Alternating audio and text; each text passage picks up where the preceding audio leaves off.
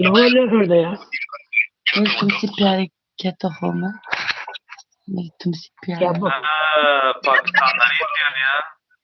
पाकिस्तानी यार Kiyale bayi teke Kova.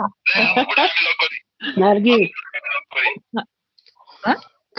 Nergis kaç yaşındasın sen? Söylemedin onu. 45'e geçiyorum.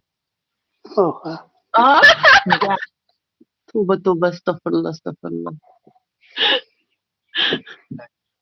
Zaten gözüküyor. 45 geçiyor. Hatta kuşlama. Bana kuş. Yine Ha?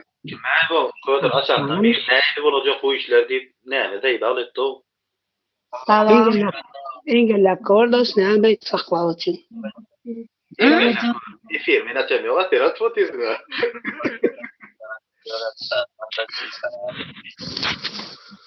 Hangi dilde konuşuyorsunuz hiç anlamıyorum bu dili.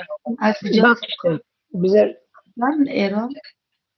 Türkmen dilinden konuşuyoruz yani. Türkmen dili var ya. Türkmenistan'ı biliyorum ama Türkmen dilini hiç duymamışım. Sen konuştuğunu duyuyordum ama anlamıyordum. Bir şeyler ama birazcık benziyor. Bir iki kelimeler benziyor. Uzbekistan hasta. Öğrenin. Uzbekistan.